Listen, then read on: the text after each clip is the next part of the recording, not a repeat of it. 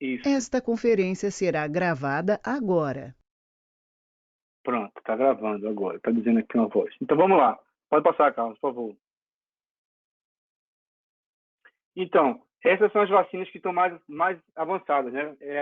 As duas de RNA da Pfizer da Moderna, as 4 de adenovírus, que é a Sputnik 5, a Gamaleya, né? A de Oxford, uma chinesa, CanSino, a Johnson Johnson, que eu vou falar um pouquinho mais dessas que são feitas aqui no Brasil, testes. Tem duas de proteínas, que já também bem avançada, que é a Epivac Corona, essa do Instituto Vetor aqui, que é russa, e tem uma Novavax americana, que está bem avançada também. E 4 vacinas de vírus inativado, né? Não só a da Sinovac, como temos duas da Sinopharma e tem uma da Bharat Biotech, que é uma vacina indiana. Pode passar, por favor, Carlos. Então, vou falar um pouquinho de cada uma dessas vacinas, qual é o avanço de cada uma e como é que funciona. Então, vamos falar primeiro das vacinas genéticas, né? Então, fiz uma tabelinha aqui que eu posto no slide, onde a gente tem aqui eu não sei se está para vocês, se está muito pequeno para vocês aí, mas para mim está mais ou menos, mas dá para falar assim. Eu não sei como é que vocês vão conseguir enxergar, todos vocês. Mas vamos lá. A gente tem 5 vacinas de material genético na fase 3. As duas primeiras são as vacinas de RNA mais conhecidas, a da Pfizer e da Moderna, né? Que a gente viu aí que são altas taxas de eficácia, né? Acima de 94% de eficácia, as duas, né? E que essas vacinas já estão licenciadas para usar em vários países, né? A maioria para uso emergencial, mas alguns já para uso em massa, como eu falei, da Pfizer. Então, e está surgindo outras vacinas. Está surgindo uma vacina de RNA dessa empresa que é o terceiro tópico, a CureVac, né, que é uma empresa alemã, que promete trazer boas novidades para o mercado de vacinas de RNA, porque elas podem ser mantidas a 4 graus Celsius, né? Que o grande limitante hoje dessa vacina de RNA é a temperatura muito baixa para ser mantida, e essa, no caso, ela conseguiria ser armazenada a 4 graus na geladeira comum, bem própria para o nosso SUS, né, para o nosso programa de vacinação, e ela permanece 24 horas em temperatura ambiente. E tem mais duas vacinas de DNA que estão na fase 3, e aí as vantagens delas já são outras. Elas são vacinas altamente estáveis, né? Elas podem ser, inclusive, armazenadas a temperatura ambiente, né? Não necessita de cadeia fria. A gente pode discutir cada uma dessas mais a fundo no final da discussão. Pode passar, Carlos? Então, dessas todas, eu resolvi falar só as que estão tendo teste aqui no Brasil, que é a nossa realidade, né? Inclusive, se a Anvisa vier a aprovar, ela fala que só vai aprovar vacina para uso emergencial de vacinas que estejam fazendo teste de fase 3 no Brasil. Foi isso que a gente viu na reunião de domingo, né? Então, a da Pfizer, ela tem mais resultados, né? Ela foi publicada na New England Biolabs, ela tem 2 vacinas, na verdade. Uma delas foi descontinuada, porque tinha reações adversas, mas, basicamente, ela mostrou efeitos adversos, não mostrou efeitos adversos graves, né? Ela foi capaz de induzir anticorpos neutralizantes, né? Até mais do que o próprio vírus. Isso é bem interessante, né? O próprio vírus não é capaz de induzir tipos de anticorpos tão altos como a da vacina de RNA. E ela tem uma resposta TCD4, que é uma resposta boa, bem apropriada para a vacina, para a formação de células de memória, com predomínio de resposta TH1. A gente vai falar um pouquinho da resposta imune nos próximos slides, e com a Ernesto a gente finaliza essa parte aí de falar qual é a consequência desse tipo de resposta imunológica. Então, pode passar, Carlos. Então, o estudo fase 3, né, está sendo conduzido no mundo todo com 44 mil voluntários, né? Foi iniciado com 30 mil, já expandiu, e aqui no Brasil a gente está fazendo esse estudo junto com os Estados Unidos, Argentina e Alemanha, né? E aqui é importante, eu só citei alguns tópicos assim, que o resto da mídia já divulgou bem, é que essa é uma das poucas vacinas que começou a fazer testes em crianças a partir de 12 anos de idade, né? Que as vacinas não podem ser usadas abaixo de 18 anos, porque não tem estudos ainda. Essa, a partir de outubro, começou a fazer esses testes. Então, não tem indicação ainda de uso para criança, mas se vier a ter, os resultados primeiros que vão sair vão ser pelo menos a vacina da Pfizer está fazendo esse tipo de faixa etária. Pode passar, Carlos. Então, basicamente, isso aqui é onde ela está espalhada no mundo todo, né? Para uso emergencial, ela está sendo usada nos Estados Unidos, Inglaterra, União Europeia, Argentina, Chile, Costa Rica, Equador, Kuwait, México, são vários países, né? E para autorização em massa já está no Bahrein, Canadá, Arábia Saudita e Suíça, né? Então a gente tem a grande maioria das pessoas vacinadas no mundo são da vacina da Sinopharma e essa vacina aqui da Pfizer. Pode passar, Carlos. Então esse aqui é o mecanismo de atuação da vacina, né? Como é que ela funciona, né? Então, basicamente, o RNA que codifica a espícula, né, do vírus, né, que é aquela proteína spike, né, ele é colocado dentro de uma nanopartícula lipídica. Então, quando você injeta a injeção na pessoa, essa nanopartícula ela vai se fusionar à nossa membrana plasmática, né, citoplasmática, e a partir daí esse RNA é injetado dentro da célula. Aí esse RNA vai ser traduzido, né, e ele vai ser numa subunidade, que ele chama de spike, né, e essa subunidade ela vai se juntar, né, na verdade, elas são 3 subunidades dessa formam o spike. O spike é uma proteína trimérica, né? E aí ele coloca também na sequência desse RNA uma sequenciazinha sinal que leva essa proteína para a superfície da célula. Você pode ver lá que elas ficam parecido como o vírus, né? O vírus apresenta ela meio que dessa forma aí na superfície da célula. E boa parte dela também já é degradada dentro da célula. Então, ele apresenta a espícula inteira, trimérica, e também subfragmentos dela são apresentados na superfície dessas células que foram, vamos dizer assim, eu não posso dizer infectadas porque não é um organismo infeccioso, né? Mas que foram transfectadas com esse RNA. Pode passar, por favor, Carlos. Então, basicamente, quando essa célula ela morre, ela vai liberar no citoplasma tanto as proteínas triméricas como também aqueles pedacinhos de proteína processada. Isso vai ser reconhecido pelos APCs, né? Que são as células especialistas em apresentação de antígeno, e esses APCs vão apresentar para células T helper. Pode passar. Então, essas células T helper elas vão apresentar esse antígeno para uma célula B. Essa célula B vai ser capaz de gerar anticorpos específicos contra o spike, então ela vai reconhecer a célula vacinada e a partir daí ela vai ter uma maturação e começar a produzir anticorpos e liberar os anticorpos, secretar anticorpos específicos contra o spike. E aí esse anticorpo, que é no próximo slide, ele vai ser capaz de reconhecer o vírus, né? E ele vai impedir, portanto, que o vírus tenha a capacidade de infectar uma nova célula. E aí esse é o princípio da vacina. Você vai impedir que esse vírus se replique dentro do organismo, né? E aí, por outro lado, no próximo slide mostra que esse mesmo APC também vai apresentar esses fragmentos processados para os linfócitos, né? O T-cell killer, né? Células natural killer. Então, essas células elas vão reconhecer as células infectadas pelo vírus e vão destruir elas. Então, são 2 vias de defesa. Uma via de mobilização do vírus através de anticorpos e outra via de destruição da célula através de resposta celular citotóxica. Basicamente, é esse o mecanismo natural dessa vacina. E a gente vai falar agora das vacinas de vetor viral, né? Qual é a diferença dessa vacina das vacinas de RNA? Então, vamos passar para o próximo slide. Depois eu falo o mecanismo de atuação. Então, basicamente, a gente tem 4 vacinas na fase 3 de vetor viral, né? A gente tem a Sputnik V, que é a russa, que ela usa 2 adenovírus, aparentemente é uma vantagem. Você usar dois arcabouços diferentes para carregar uma informação, você matura a resposta imune, direciona para o spike. Tem algumas vantagens que a gente pode discutir no final. Essa vacina foi aprovada para uso emergencial também, na Argentina, Bolívia, Algéria, Belarus e Rússia, né? Tem outra vacina de adenovírus, que é a CanSino, que é uma empresa chamada CanSino, que é chinesa. Essa vacina usa só um adenovírus, que é o AD5, e ela já vem sendo utilizada há um bom tempo, né? Desde o ano passado, em 25 de junho, no exército militar chinês, né? Está sendo usado em regime dose única. As 2 que estão sendo testadas no Brasil é essa da Johnson & Johnson, que usa o vetor AD26. Ela foi inicialmente testada em dose única e aparentemente não surtiu uma boa resposta. Está sendo feito agora teste com 2 doses, né? Uma vantagem dessa vacina com relação às outras 2 vacinas é que ela faz parte de um fundo chamado Fundo COVAX, né? Que é um fundo que vai distribuir gratuitamente ela para países menos favorecidos, né? 500 milhões de doses dela vão ser reservadas para ser distribuída gratuitamente pelo mundo. E temos a vacina que aprovamos domingo pela Anvisa, que é a vacina de Oxford, a famosa vacina de Oxford, que a diferença dela para as outras do adenovírus é que o adenovírus ele é um adenovírus de chimpanzé, né? Ele é diferente, mas a vantagem que a gente tem com relação a essa vacina para o Brasil é que existe um acordo de transferência tecnológica com a Fiocruz, né? Então a gente vai ter prioridade de compra, pelo menos é o que deveria estar, a gente está tendo dificuldade de adquirir agora, mas a ideia é de a gente um dia ter autonomia para produzir em solo brasileiro todas as etapas dessa vacina. ela foi aprovada para uso emergencial também em vários países, aqui na Argentina, México, Marrocos, Índia, Inglaterra, e também faz parte do Fundo COVAX, aquele fundo de distribuição gratuita.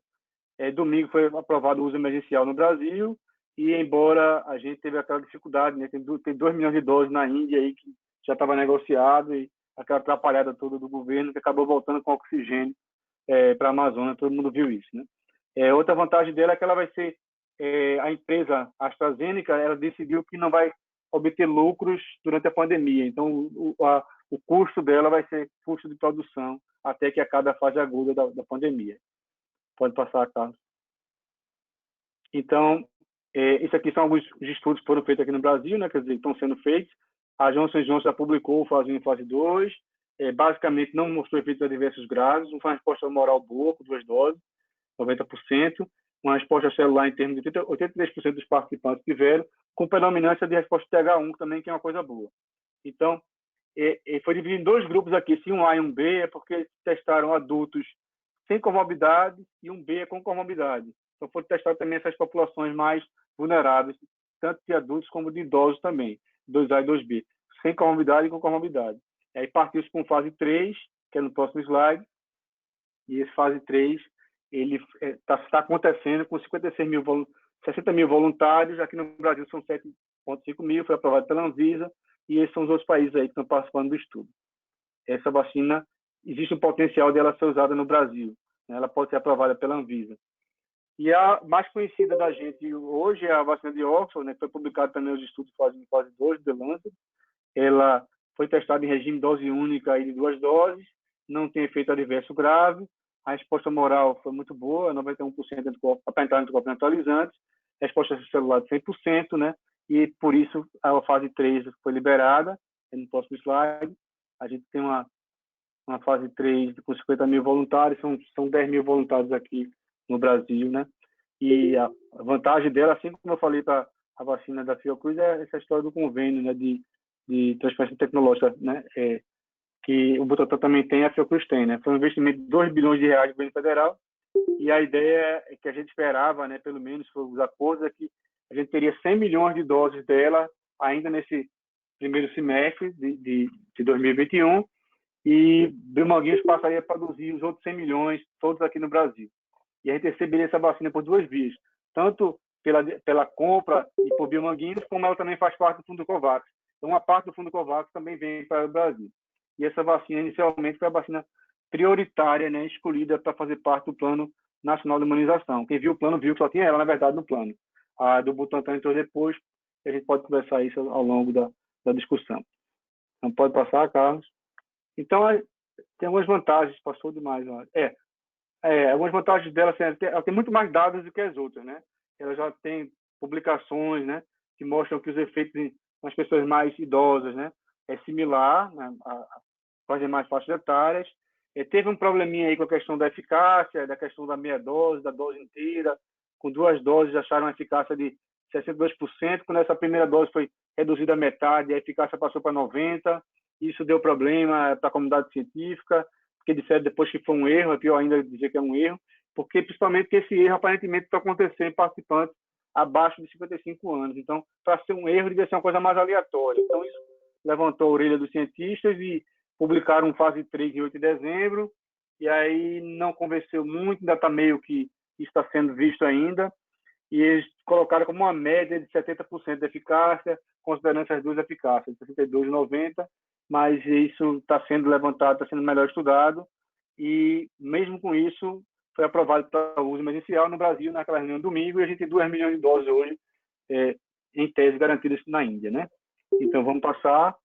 Carlos, a vantagem, ela tem várias vantagens, né? Ela parece que evita a infecção, que é importante para a vacina, pode ser mantida na temperatura de geladeira, que a gente usa no nosso SUS aqui no PNI, faz parte do Fundo COVAX, o preço do custo, e agora tem uma parceria dela com a Sputnik 5, né, que parece que visa aumentar a capacidade de produção, e essa parceria vai começar, esses testes vão começar em fevereiro desse ano ainda.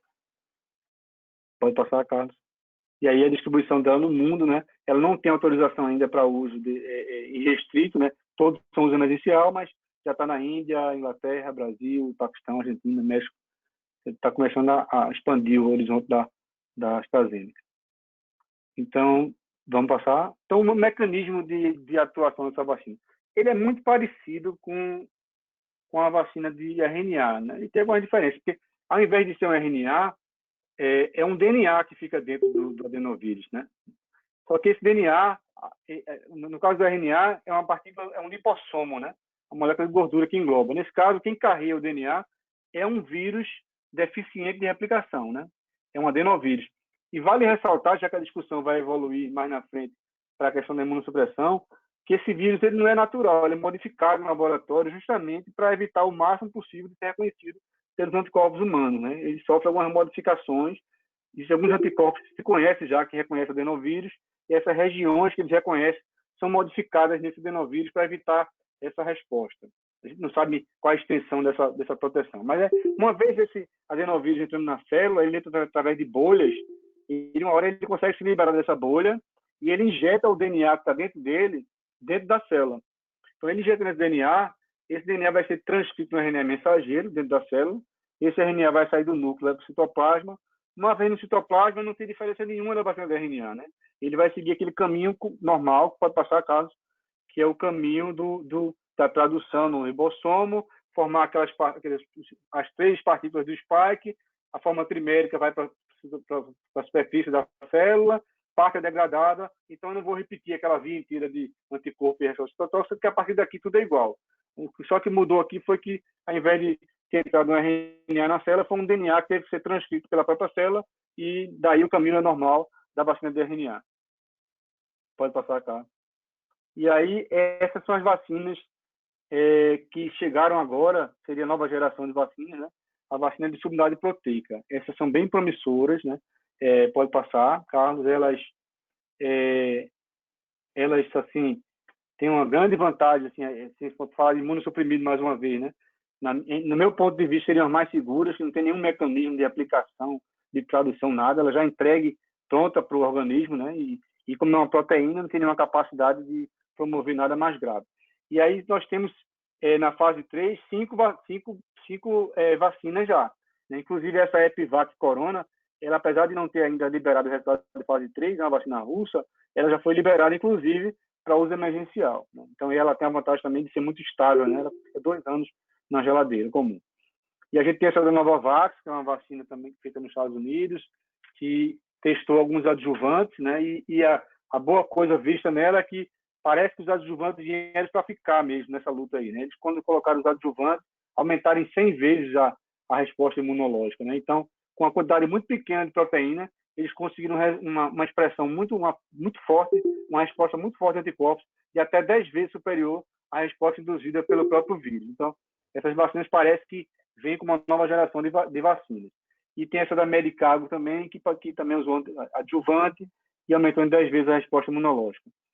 E, finalmente, a última dessa, que é chamada X-Trimer, que é uma empresa chamada Clover, a empresa chinesa, ela apresentou outras vantagens, né? Ela foi mais estável que todas as outras, e ela, assim como aquelas que eu citei, também faz parte do fundo COVAX. Então, é possível que parte dessas vacinas sejam distribuídas gratuitamente. Então, só para reforçar aqui nesse slide, eu acho que, independente do que foi excluído agora para o Brasil, eu acho que essas vacinas têm todo o potencial de serem mais seguras do que as atuais. Vamos passar, tá? Então, tem essas vacinas de inativado, né? Que aí a gente vai falar, pode passar. Essas vacinas, elas são... A gente está com 6 vacinas de inativado na fase 3, né? E as principais, que eu vou falar, é a Coronavac, né? Que é a que a gente aprovou agora, né? A Coronavac tem mais resultado do que as outras, ela já foi aprovada para uso emergencial na China, e agora a gente viu que teve aprovação no Brasil, né? Turquia, Indonésia, né? Então, e a vantagem dela também é de estar a gente tem uma transferência tecnológica, né? O Butantan negociou, a gente vai ter produção nacional também. Concorrente direta dela é a Sinopharm, inclusive, eu diria que a Sinopharm está um passo na frente da Sinovac. Na própria China, a Sinopharm é bem mais usada do que a Sinovac, né? Mais de 1 milhão de pessoas foram vacinadas e existe países, inclusive, vacinando em massa com ela, né? Além da China, o Bahrein e os Emirados Árabes estão vacinando em massa com essa Sinopharm. E outra que eu vou só citar aqui, essa Bharat Biotech, que eu nem falar muito dela, porque tem poucos resultados, da indiana, mas eu vou citar só porque a gente viu a movimentação aí da Associação Brasileira, né, das clínicas de vacina, que estão negociando adquirir 5 milhões de doses, mesmo sem o aval da Anvisa, para jogar no sistema privado essa vacina da Indiana. Pode passar, Carlos. E aí eu só vou falar dos resultados da Sinovac, que é uma que é testada aqui no Brasil. Eles publicaram The Lancet, o estudo em fase 2. Pode passar. E aí, nesse estudo, basicamente, eu não vou descrever esse slide, mas eles testaram diferentes doses, intervalos de tempo, né, com um grupo de adultos saudáveis na fase 1. Depois eles passaram para a segunda fase, que é o próximo slide. Eles aumentaram o N, né, de adultos, e aí determinaram qual era o melhor intervalo, a melhor dose. O engraçado é que o que eles determinaram no estudo é o que eles não usaram, né? A gente vai tentar entender por quê. Vamos passar o próximo slide. Então, basicamente, o que eles viram nesses estudos, né, que não tinha efeitos adversos graves, eles viram uma boa resposta moral, né, com 90% de soroconversão, viram uma resposta de anticorpos neutralizante boa, com essa dose maior, de 6 gramas, com intervalo maior de 28 dias, e o que foi muito questionado na época e está sendo questionado até hoje é a questão da resposta celular, que não teve uma demonstração muito clara nos artigos, né. E, embora ele tenha determinado essa dose de 6 microgramas com 28 dias, tem alguns microfone aberto. Tem um microfone aberto, Carlos. Carlos. Vamos à aprovação do governo Bolsonaro. Nos últimos 15 dias de acordo com a data do avanço. Carlos, está me ouvindo, Carlos? Amigos, tem alguém que estava com o microfone aberto. Se vocês não prestarem atenção nisso, o palestrante não consegue falar. Eu já desliguei o celular. Pronto, então vamos lá. Então, aí o que aconteceu foi que eu acho que, né, que a dose usada no estudo do Butantan foi a metade da melhor resposta e na metade do tempo. Mas isso é esperado, que eu acho que na verdade não. Você é meia hora, vamos usar. Carlos, tá difícil. Mas vamos lá. Então, eu acho que era para acelerar os resultados mesmo. Eles fizeram com curto tempo, melhor período, para poder ter a resposta mais rápida e sair na frente da briga pelos resultados das vacinas. Vamos passar, Carlos, por favor. Então, também tem bastante resultados, né? Eles fizeram um estudo que eles não publicaram ainda, com a população mais idosa, onde eles viram aí 98% de soroconversão com essas 2 doses. Aqui eu ressaltei em amarelo aqui que divulgaram fase 3, mas a Anvisa, né, até colocou aquela reunião de domingo que não ficou claro os níveis de anticorpo neutralizante e a duração dele ao longo do tempo, né? Tanto é que eles exigiram que o Butantan assinasse um termo de compromisso, né, para passar esses resultados o mais rápido possível, né, e foi condicionado isso à liberação para uso emergencial. Tem esse convênio aí, passou tudo, cara. Volta aí, Carlos. Aí tem esse convênio também com o acordo financeiro, não foi divulgado, mas a ideia do Butantan é que a gente tivesse até abril agora de 2021, a gente recebesse 46 milhões de doses, né, da China, as IFAs que estão lá presas na China, e nesse segundo semestre o Butantan produziria mais 54 milhões de doses, né? Então, a famosa vacina de Dória, né, que já está politizada demais, né? A gente recebeu 6 milhões de doses, foi aprovado 6 milhões, está esse caos aí na vacinação, e o Butantan, por conta própria, já produziu mais 4,8 milhões, mas como esses 4,8 milhões não passou ainda pela Anvisa e foi produzido no Brasil e não lá na Sinovac, isso vai ter que ser passado para uso emergencial, mas mesmo que passe, eu só gostaria de deixar bem claro para todos aqui que a gente precisaria de pelo menos 300 milhões de doses, né? 200 milhões de Oxford e 100 milhões do Butantan para chegar no efeito de manada, né? Então, a gente está falando de 10 milhões de doses total, então a gente está meio longe da nossa meta. Vamos passar, Carlos? Então, essa aqui é a distribuição no mundo, né? China, Indonésia, Turquia e Brasil. O Brasil foi o último a entrar na distribuição de uso emergencial, né? Pode passar. E aí, pronto. Aí qual é o princípio, né? O princípio, ele é inativação viral. Você tem a partícula viral, cresce ela em cultura de célula, incuba ela com uma substância chamada beta-plaquetona e essa substância vai inativar os genes do vírus. Então, o vírus não consegue mais se dividir. E aí você vai injetar esse vírus inativado na pessoa, e aí pode passar, Carlos. E aí o que você vai ver é que esse vírus ele vai ser reconhecido pelas células, né? Os APCs vão processar essa informação, apresentar para os T-helper, e assim por diante. Passa aí, por favor. Esses T-helpers vão apresentar para as células B de memória, vão conhecer o próprio vírus, produzir anticorpos, liberar esses anticorpos, secretar, e aí de aí por diante é aquela mesma via natural, que aí não vale a pena a gente repetir tudo de novo, mas basicamente são essas as diferenças de mecanismo entre essas vacinas. E eu acho que, se eu não me engano, esse é o último slide. Pronto, eu queria agradecer, passo a palavra de volta para Carlos passa para a Ernesto, e a gente abre para uma discussão depois. Obrigado e boa noite a todos. Ok. Ernesto, vou passar aqui a apresentação para você. Só apresento novamente o Dr. Ernesto, que é doutor em Biologia Molecular, professor, imunologista, professor da Universidade de Pittsburgh. Agradecer a ele pela questão de diferença aí do fuso horário, e ele sempre está à disposição para a gente aí, para essas apresentações. E é professor também da Fiocruz. Vou só liberar aqui.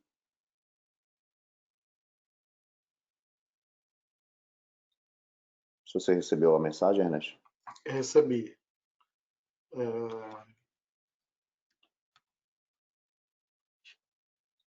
um instante.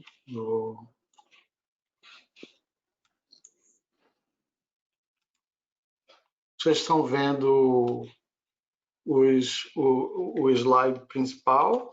Sim. Só para você botar no formato de apresentação, Ernesto. Não está no formato de apresentação? Está na apresentação, mas agora tá. Sim. Então, peraí. Então, deixa eu trocar aqui. É porque ele está pegando uma outra janela. Acho que se você quiser só ampliar isso, a gente consegue visualizar. Mas não, talvez seja... é porque isso é uma tela diferente. Deixa eu só sair aqui do formato de apresentação.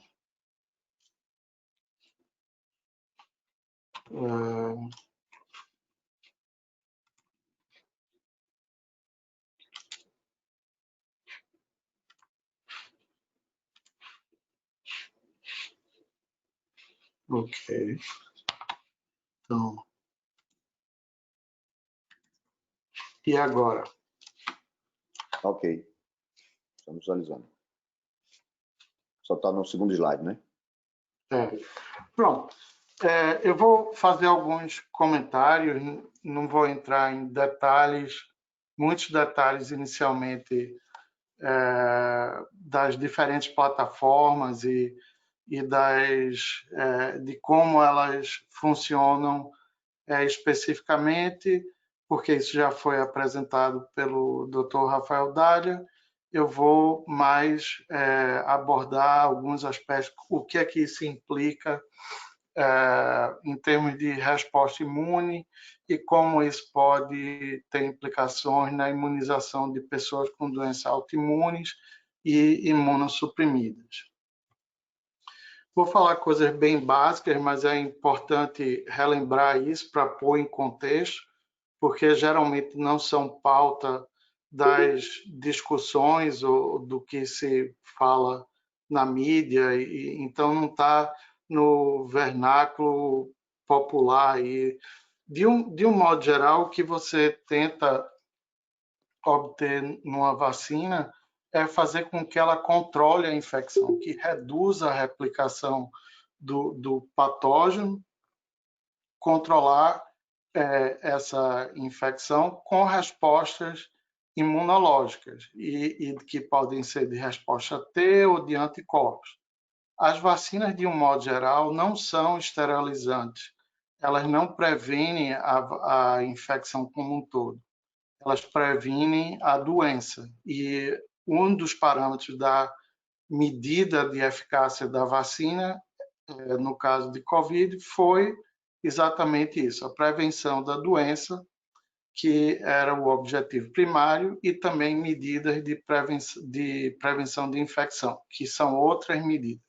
São duas coisas diferentes. Só para comparar aqui, mostrando que aqui, nesse caso, uma proteção só de doença, e aqui é uma vacina esterilizante que protege da infecção como um todo. Então, isso tem implicações também. No fato de uma vacina não ser esterilizante, significa que existe um potencial de, mesmo a pessoa não adoecendo, de ela continuar a ser transmissora. Isso se aplica a qualquer uma das vacinas de Covid. O impacto disso na epidemiologia da doença ainda não está claro e isso ainda vai ter que ser determinado. Então, o que é que se quer alcançar com a imunização? Normalmente, a gente tem 2 doses, algumas, como a da Johnson & Johnson, é só 1 dose. O objetivo é você ter um início de priming da resposta da imunização na primeira dose, que você vai induzir uma resposta imune, um certo grau de memória, e numa segunda dose você teria uma resposta bem mais robusta e isso duraria por um período maior. As medidas de eficácia que estão sendo feitas têm sido nesse período inicial, do pico da resposta imune. As vacinas que apresentaram mais dados, como a da Pfizer e da Moderna, elas acompanham por, no máximo, 120 dias, um pouco menos de 120 dias. Então, quanto é a duração dessa imunidade, a gente não sabe. Pode ser um platô constante, com decaimento lento, ou pode ser um decaimento rápido. Isso a gente não sabe. No entanto, existe uma série de problemas que pode ocorrer nesse momento mais tardio, na fase em que a vacina começa a decair a resposta imune, e por isso tem que haver também um planejamento de como vão ser os boosters e as novas doses nos anos subsequentes. Um outro aspecto que tem que ser levado em consideração é que existe uma gradação da severidade dos sintomas. Existem pessoas que aparentemente são imunes, que não se infectam, uma pequena proporção. Tem pessoas que se infectam e são assintomáticas. Tem outras que se infectam e podem ser tratadas em casa. Outras requerem hospitalização e outros precisam de suporte de vida e morrem. A diferença dessa gradação, ela parece estar, está altamente correlacionada com a faixa etária das pessoas e algumas comorbidades também que, vamos dizer assim, são concomitantes que ocorrem também com a idade. As relações de causa e efeito disso não são bem esclarecidas. Mas a gente sabe que existe essa diferença, a gente sabe que a patologia da doença é causada por um tipo de inflamação ou resposta imune anormal ou alterada, que leva a maior lesão, e que, por isso, qualquer manipulação da resposta imune precisa ser levada em consideração não só pela imunização em si, que é uma alteração do sistema imunológico da pessoa, como no caso específico das pessoas com doença autoimune, vão haver diferenças aí de como essas pessoas podem responder. Existem relatos dizendo que, em alguns casos, sintomatologia é melhor, outros pior. Na verdade, eu acho que existe pouca clareza ainda, porque existe bastante heterogêneo as formas de doença autoimune. Aqui eu queria dar um exemplo e que leva a um dos tópicos que eu acho que é relevante para mim, é o seguinte: isso são pessoas em caso de infecção aguda por Covid-19, e aqui eu estou medindo a resposta imunológica durante a infecção aguda de Covid-19 com relação aos coronavírus da gripe comum, que tem 4 cepas principais. Aqui é a resposta contra a S1 do próprio coronavírus, aqui é o não infectado, caso leve, moderado e grave. que tem uma certa gradação, mas aqui é vendo a resposta contra os coronavírus comuns. Não vou entrar em muito detalhe, mas você vê que existe um grande aumento na resposta, no caso severo, da resposta aos alfa-coronavírus, a nucleoproteína, tanto para o 229E como o NL63, que aqui os casos severos têm mais anticorpos. E também interessante é que, no caso do beta-coronavírus, a resposta ao OC43 ela não está correlacionada com a severidade da doença e existe um aumento, e isso, a interpretação aqui é que existe um potencial de que esses anticorpos têm algum fator de proteção. Existe na literatura já demonstrado resposta T, tem um papel importante, a resposta T contra os coronavírus comuns tem um papel importante na proteção dos indivíduos, e a resposta humoral também pode ter um papel protetor, mas também pode ter um papel negativo.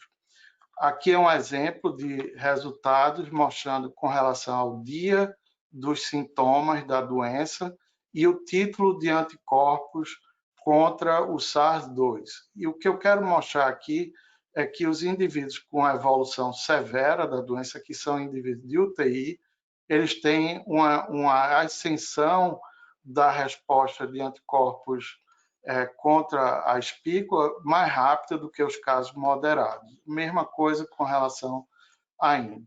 Então, não é exatamente todo tipo de anticorpo que protege. Essas pessoas têm bastante anticorpos, no entanto, elas têm uma inflamação muito maior do que os outros. O que eu quero dizer com isso é que a qualidade do anticorpo tem um papel importante. Você quer um anticorpo que neutralize e cause o mínimo de inflamação. Aqui é outro aspecto que eu quero mostrar. Antes era só ligação, só anticorpo normal. Aqui é título de neutralização e o padrão é o mesmo. Você encontra uma maior precocidade nos títulos de anticorpos neutralizantes, nos casos severos do que nos casos moderados. E aqui é outra coisa que eu gostaria de ressaltar, que talvez não seja muito atento, é que você vê aqui que aqui é a carga viral do coronavírus no sangue, e aqui é dia após sintoma. Você vê que praticamente todos os casos severos têm altos níveis de vírus na circulação, mesmo antes. E essas pessoas são a mesma que têm o anticorpo neutralizante. Então, isso pode ser até usado como um marcador prognóstico ruim, a quantidade de partícula viral ou de cópias genômicas no sangue. Aqui é outro aspecto que sempre vale a pena ressaltar, que na história dos coronavírus, aqui é uma coorte, são pessoas aqui do Exército que foram selecionadas para ser infectadas com um dos coronavírus da gripe comum, então mostrando que essas pessoas, mesmo tendo anticorpos, elas se infectam, e o título dos anticorpos dela depois de um ano decai. Aqui no caso de anticorpos séricos, e aqui de anticorpos neutralizantes, que é anticorpo total. O interessante é que no fim dessas 52 semanas, eles reinfectam novamente os indivíduos e encontram uma correlação, o seguinte: quem tinha baixo título de IgA na mucosa, ele se infectou, tem essa ascensão aqui de IgA na mucosa e no sangue, e IgG também, mostrando que os baixos níveis de IgA na mucosa nasal tornaram elas susceptíveis, enquanto os que tinham níveis elevados de IgA na mucosa ficaram protegidos. Eles não tiveram nenhuma indução de resposta de memória.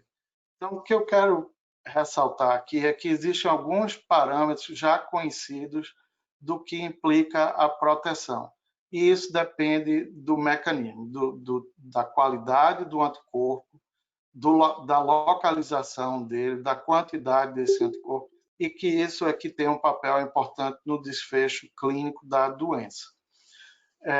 Entre os mecanismos imunológicos de proteção de doença, existem o anticorpo neutralizante, que é o desejável, seriam anticorpos que se ligam à espícula e bloqueiam a ligação ao receptor.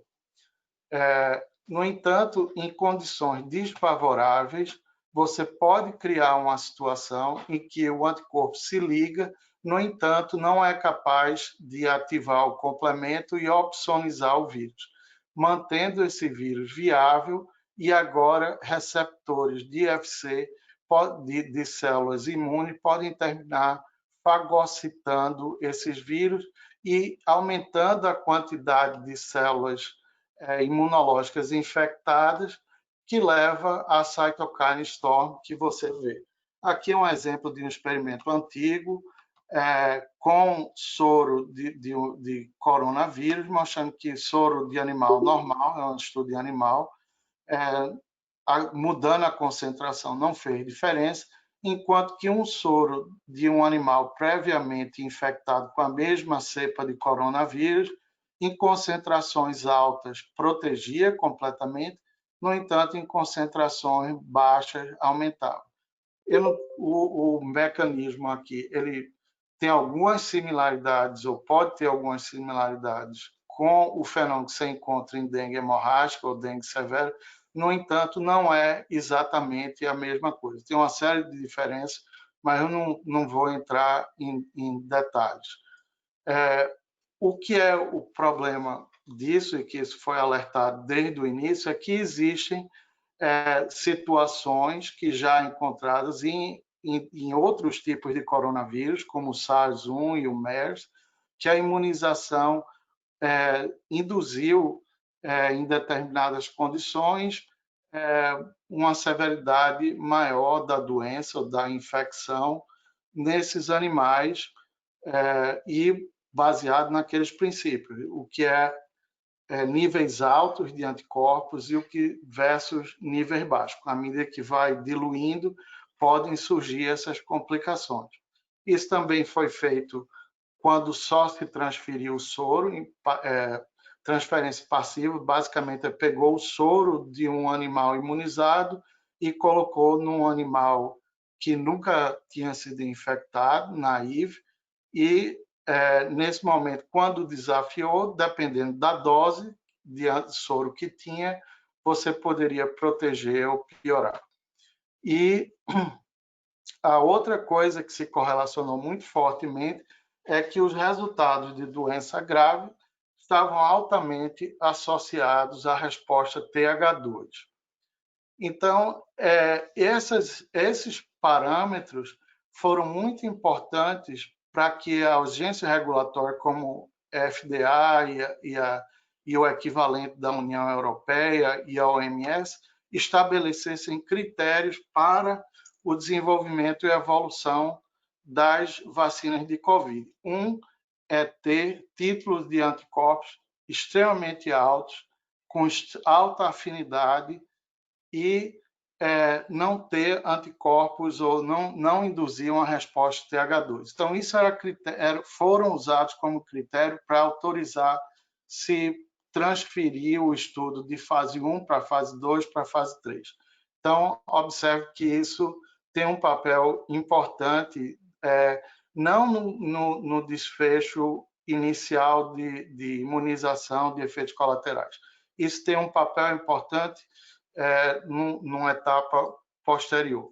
Outro critério muito importante é a questão de que as proteínas da superfície do vírus, dos COVID-2, elas são flexíveis, elas mudam de formato dependendo da situação. E existem dois formatos principais, um é chamado pré-fusão e o outro pós-fusão. esse formato pós-fusão é o que facilita ou media a entrada do vírus na célula. E, segundo naquela lista que Rafael apresentou, você vai encontrar que várias vacinas elas fizeram algumas manobras para fazer com que a proteína se estabelecesse no formato pré-fusão, enquanto que outras não fizeram isso. Isso tem um papel importante. Umas são estabilizadas em um formato trimérico e tem a proteína inteira, outras só tem a região que se liga ao receptor AC2. E a questão é o seguinte: normalmente no vírus você vai encontrar meio a meio, vamos dizer assim, metade no estado pré-fusão e metade no formato pós-fusão. A questão é que às vezes você, uma vez desenvolvendo anticorpos no formato pré-fusão, você pode alterar a conformação de um do outro. Então, quanto mais proteínas no estado pós-fusão existir, menos infeccioso é o vírus. No entanto, algumas situações de anticorpos elas podem se ligar ao vírus, ao formato pós-fusão e transformar ela no formato de pré-fusão, aumentando a infectividade. Basicamente, vamos dizer assim, puxando essa camada de infectividade para a esquerda aqui, onde você teria mais. Vamos dizer, se tem um vírus que tem uma quantidade pequena de proteína pré-fusão, anticorpos se ligam nessa proteína no formato pós e alteram a conformação estrutural da espícula no formato pós em pré, fazendo com que ela se torne infecciosa. Isso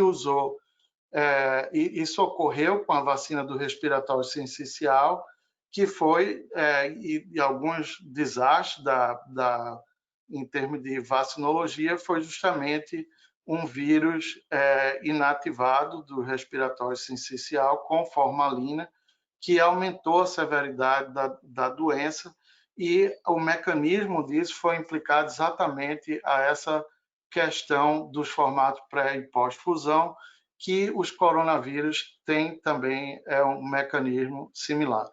Por isso, várias vacinas incorporaram esse desenho de estabilizar a proteína no estado pré-fusão.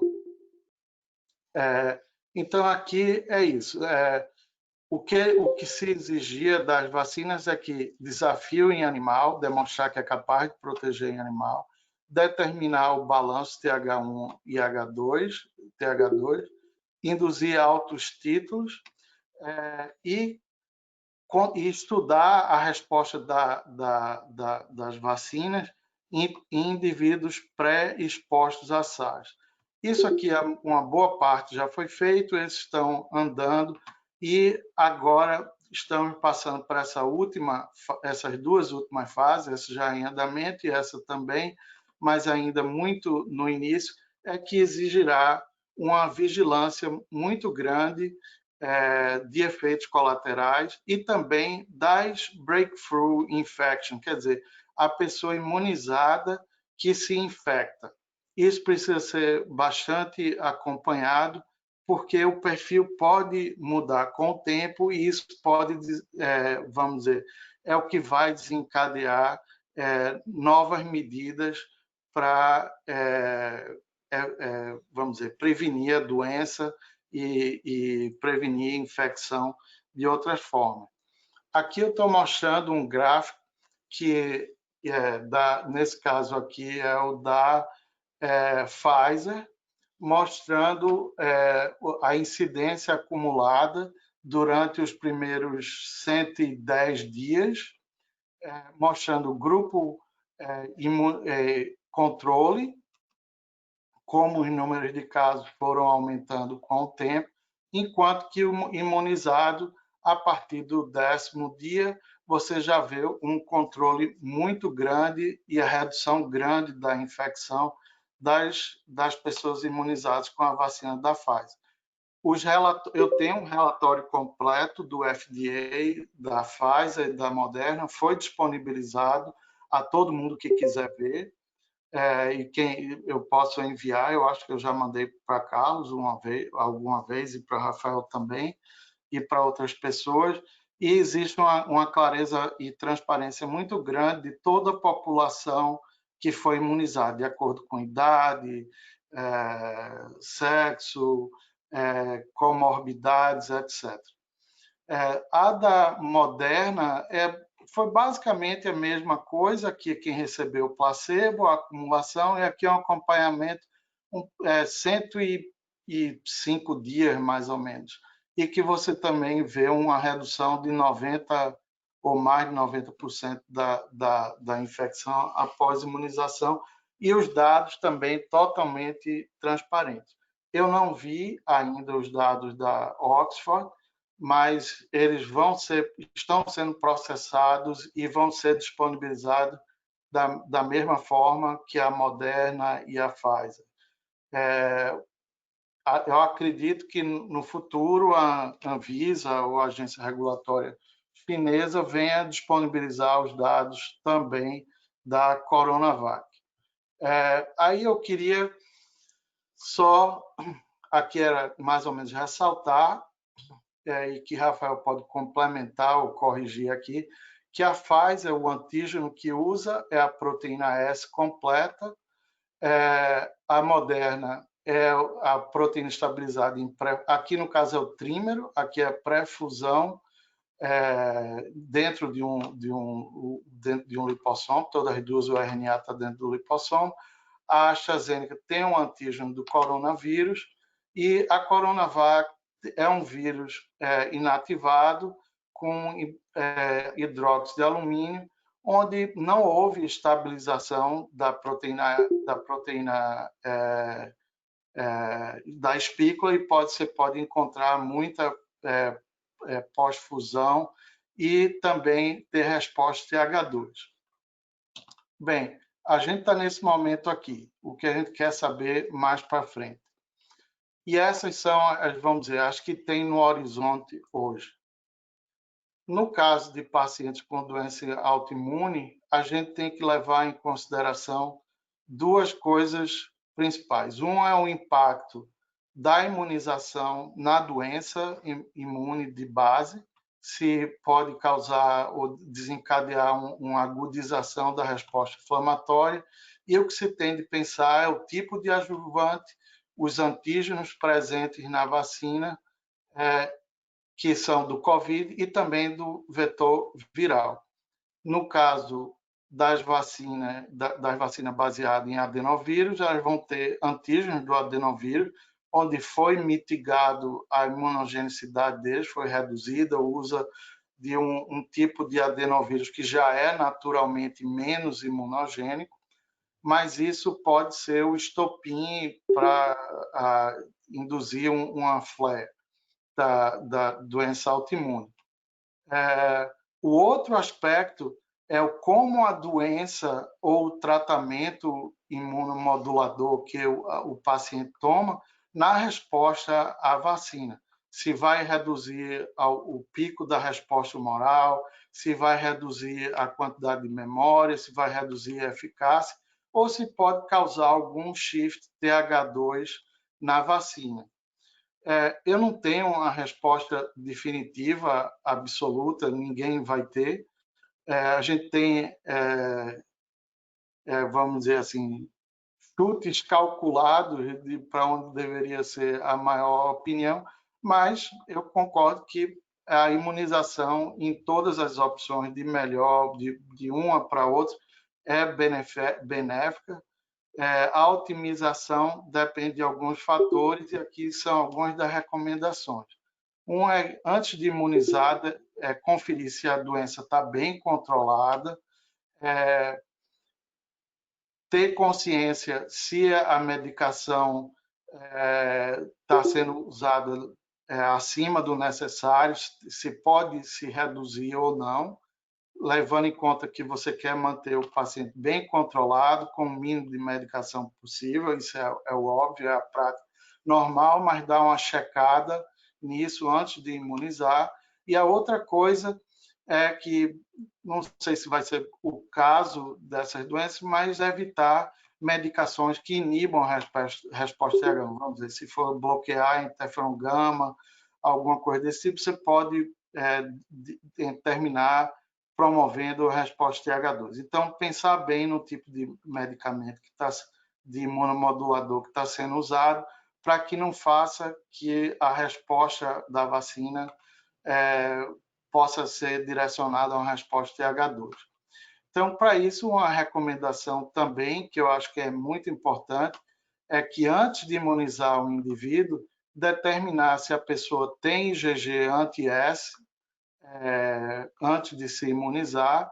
Quer dizer, se ela tiver, porque ela já foi infectada uma vez e vai ser imunizada, e depois de um determinado período, no intervalo que você pode decidir, mas vamos dizer 6 meses ou menos, observar como está a resposta anti-S. Se ele nunca teve, ele vai se tornar positivo. Se já tinha tido antes e foi imunizado, você deve detectar um aumento no título de anti-S nessas pessoas.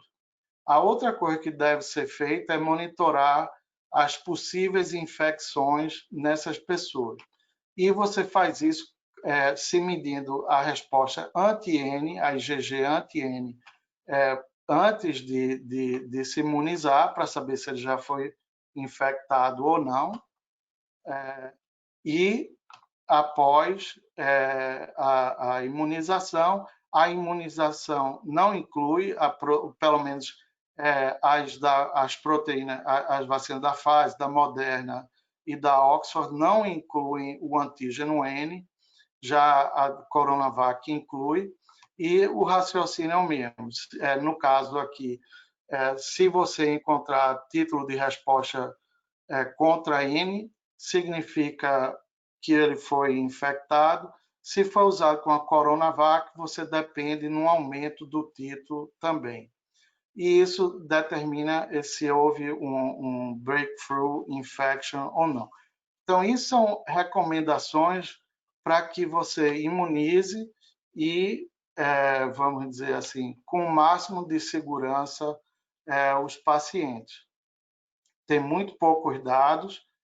No momento, a gente está iniciando um estudo aqui em Pittsburgh, numa coorte que é a coorte de HIV mais antiga do mundo. São pessoas desde 1984 que vêm sendo acompanhados. A maior parte deles, a média de idade é quase 58 anos, quase 60 anos já.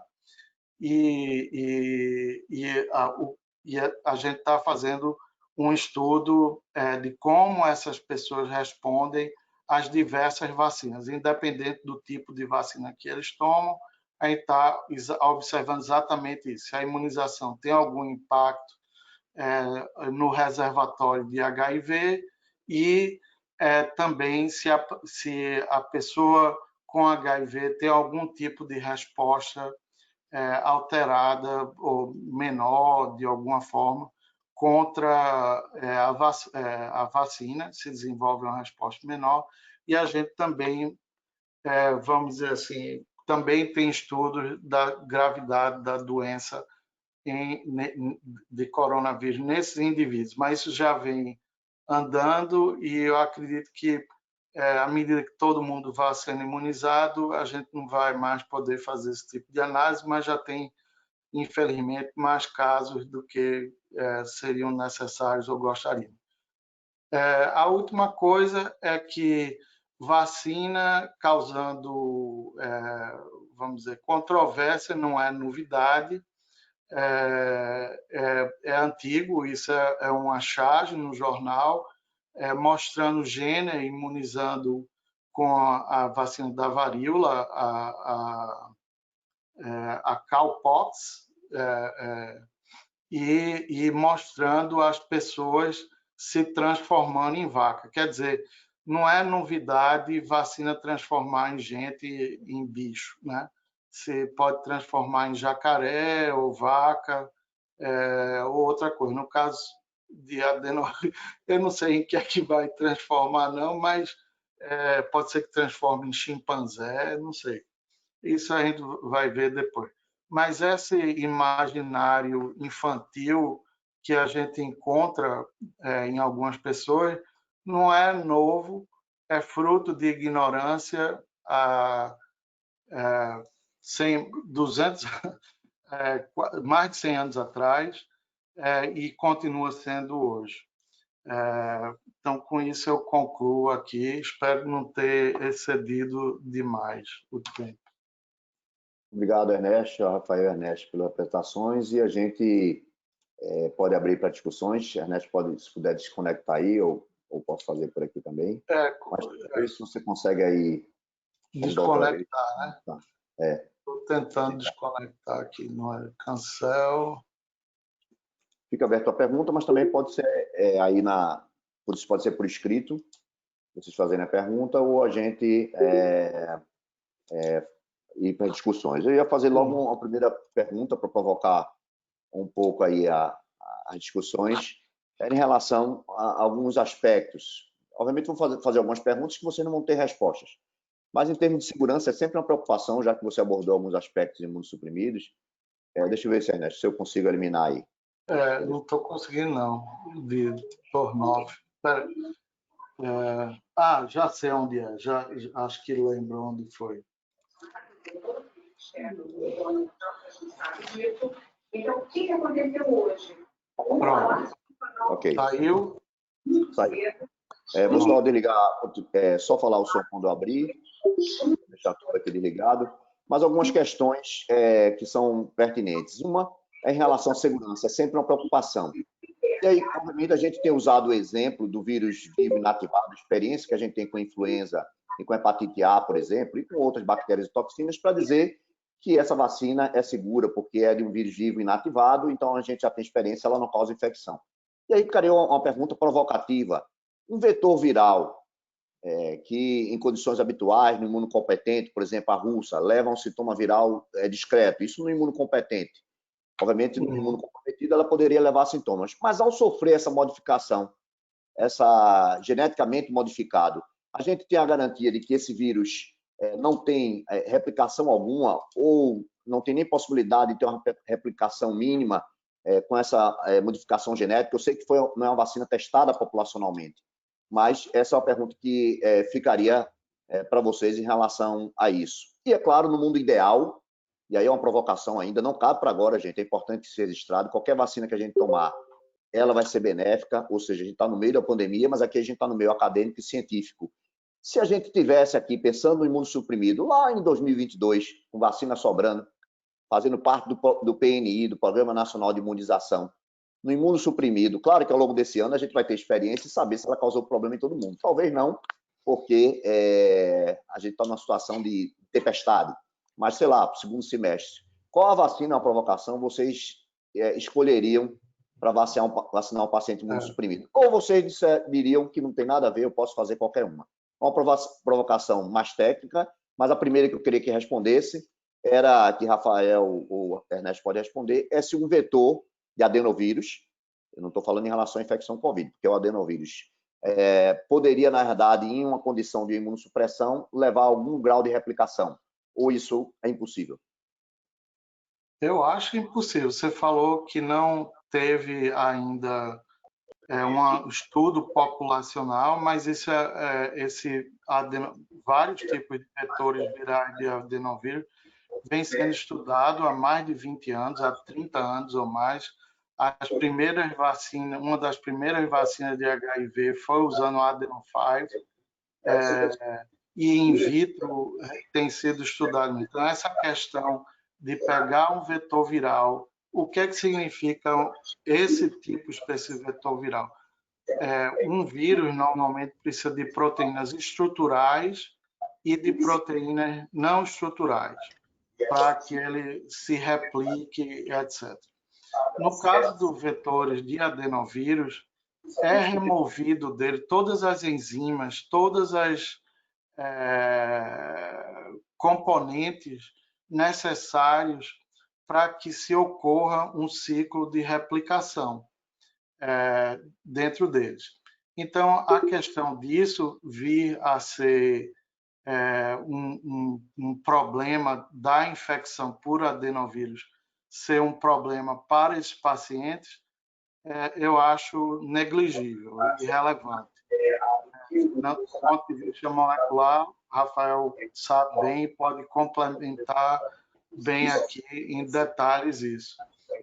Enzimas, Carlos, eu diria assim, Ângela, eu acho que você está com o microfone aberto. Você está com alguma coisa ligada aí, Ângela. Na sua casa tem algum som, alguma coisa, Ângela, que está dando a microfonia. Quando eu desligo, o som desaparece. Tem alguma coisa ligada aí, Ângela, que está dando interferência.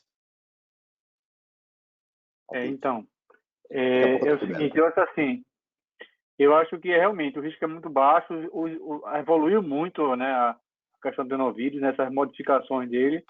E assim, eu acho que a gente está no momento de fazer análise de risco, né?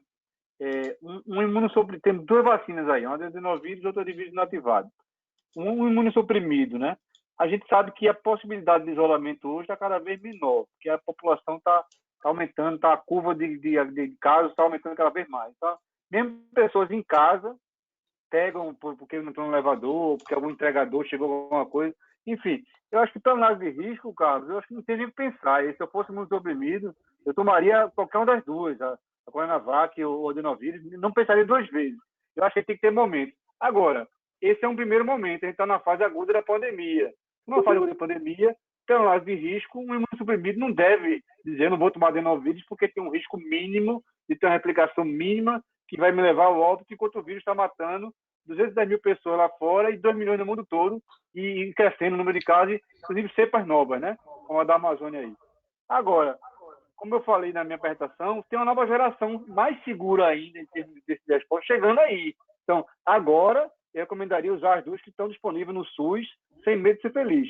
Agora, a partir do momento que vier essa transição e vier essas vacinas de subunidades proteicas, eu não vejo por que a pessoa, porque provavelmente essas vacinas vão ser sazonais, né? A gente está vendo aí que essas modificações do vírus já tem alguns, essa cepa da Amazônia, por exemplo, tem alguns anticorpos monoclonais que são neutralizantes que não reconhecem ele. Então, não é um problema imediato, pode ser que impacte na eficácia da vacina, mas não seria completo, mas ao longo do tempo pode ser que aconteça igual o vírus da gripe, né?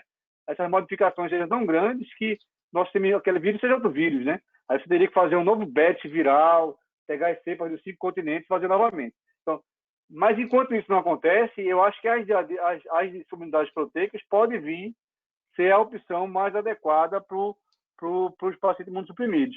E quando tiver essas variações acontecerem, a gente teria como voltar de novo às vacinas genéticas, porque é mais rápido você fazer uma mudança no código genético e alterar essas modificações para você estar sempre acompanhando o que está circulando. E aí se gera uma nova geração de recombinantes em cima dessa nova cepa. É uma luta, é um jogo, né? A mais cara vem primeiro, que são as mais rápidas, de RNA, e as mais baratas vão apoiando depois. A logística vai ser essa, e isso vai ser durante muitos anos, porque a gente não está nem perto de se livrar do coronavírus. Ângela, quer fazer alguma pergunta? Quero, Carlos. Eu quero tirar algumas dúvidas. O Ernesto, deixa eu ver se eu consegui entender uma coisa. Você falou que os casos mais severos têm mais anticorpos e que se essa resposta positiva é mais rápida, quando ela é maior logo no começo. Isso. Aí, veja só, isso se refere aos mesmos anticorpos IgG que são recomendados ser dosados só a partir do 17º dia na evolução dos sintomas, porque se são os mesmos, o sentido faria você fazer antes e não fazer depois do 17º dia.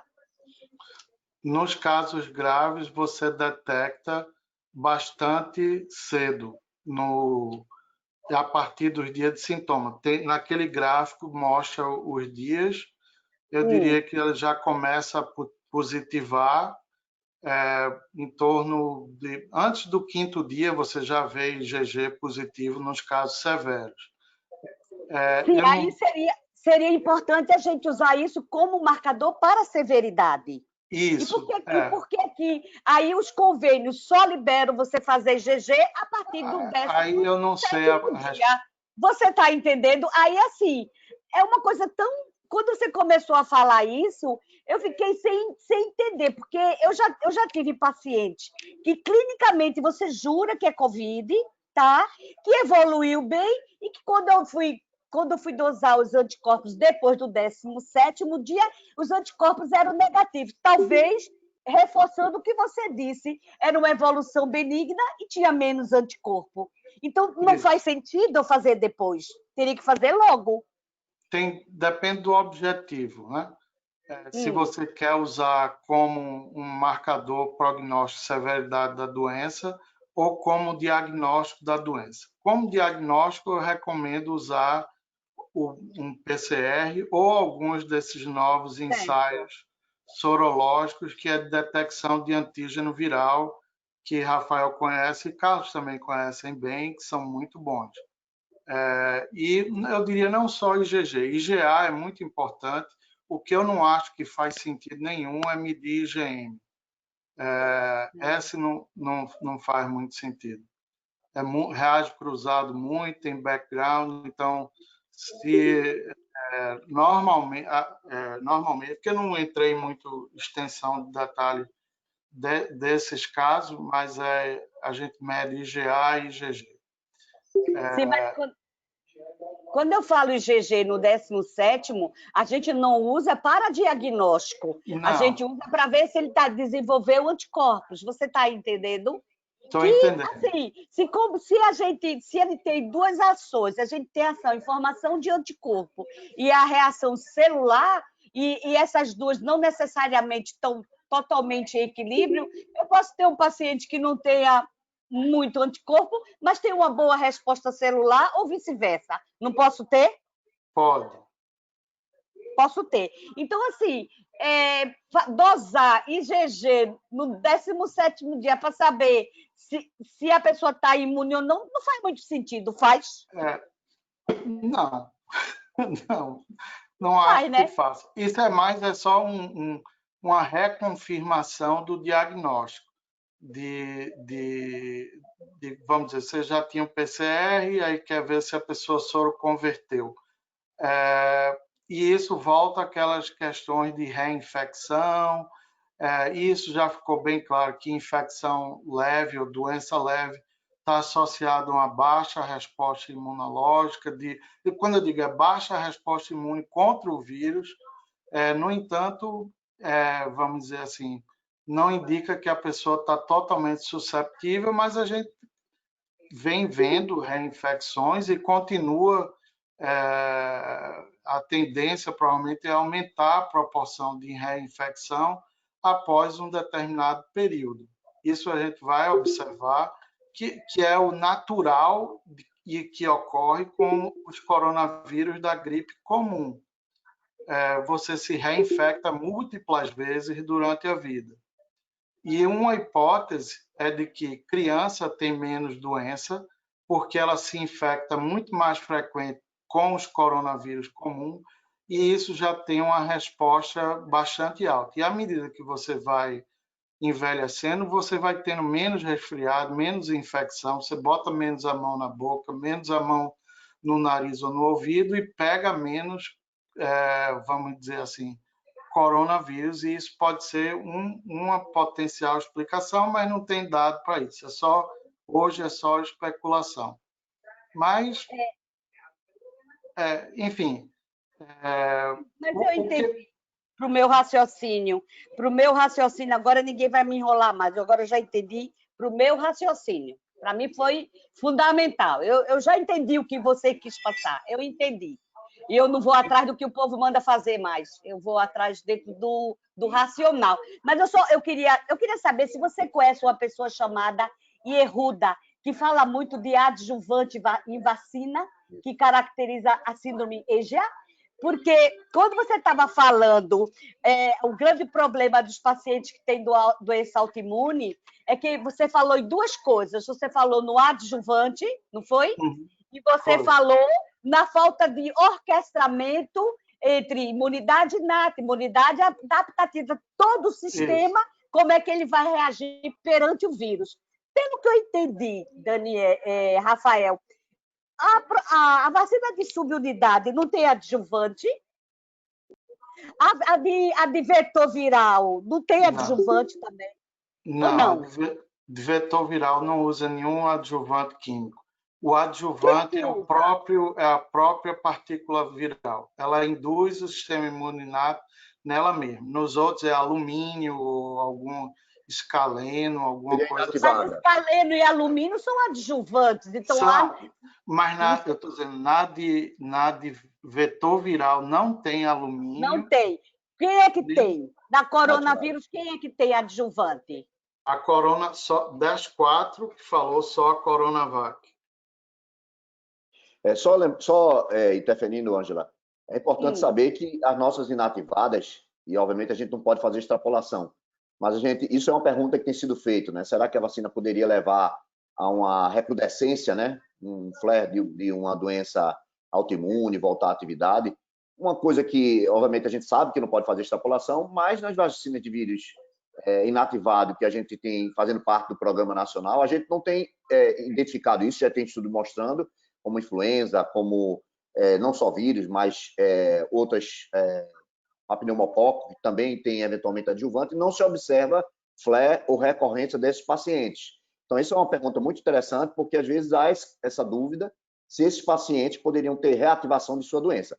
A experiência com inativados que têm adjuvante, e aí eu quero ver a opinião dos palestrantes também, não tem mostrado, e aí a gente tem estudos nas diversas áreas, mostrado reativação da doença. Para essas que a gente está discutindo aqui, da gastroenterologia, por exemplo, isso tem estudos mostrando que não há reativação, assim como da reumatologia e pacientes que têm imunossupressão, doenças autoimunes e uso de outras drogas.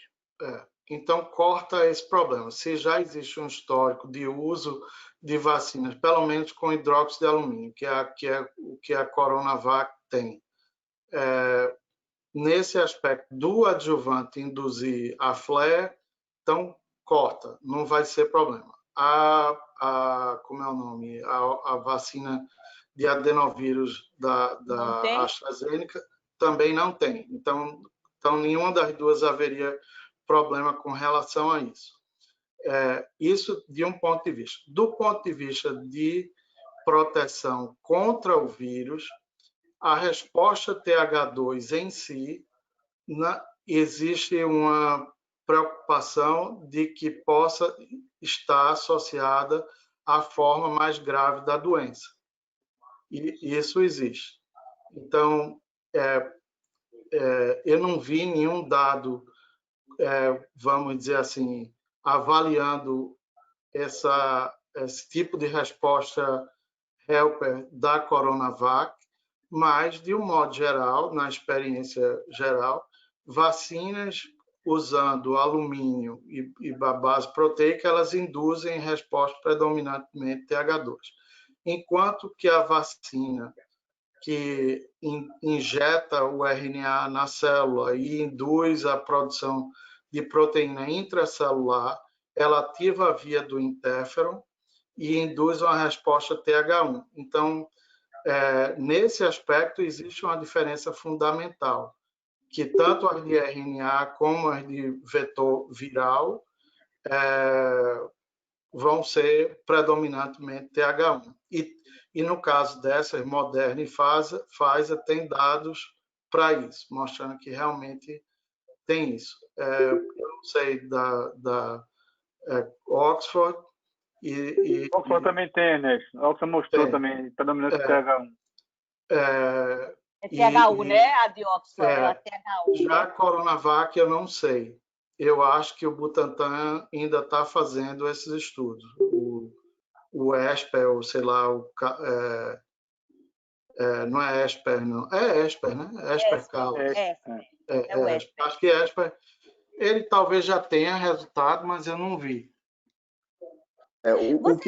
O que eventualmente, né, Ângela, isso, apesar de a gente não saber exatamente na inativada, e essas não foram testadas, a importância, na verdade, de induzir um tipo de resposta ou outra é que essas doenças, do ponto de vista de imunopatogênese, do entendimento das doenças, a gente, por exemplo, na doença inflamatória, tem uns que tem um predomínio do tipo de resposta TH1, outro do tipo TH12, e a pergunta, Ernesto, seria isso, ou seja, talvez, dependendo da imunopatogênese da doença, isso efetivamente possa interferir de acordo com a vacina utilizada. Isso é outro aspecto. Aí a gente estava falando de qual é o bias da vacina. A doença em si pode já causar um viés. Mas, assim, me desculpe, Ângela, eu acho que eu já esqueci muito das minhas aulas de reumato e de doenças autoimunes, mas o que eu me lembro é que tem uma variedade enorme de mecanismos, eu diria, essas doenças são fenótipos comuns de uma amálgama diferente de problemas de background que aparece isso.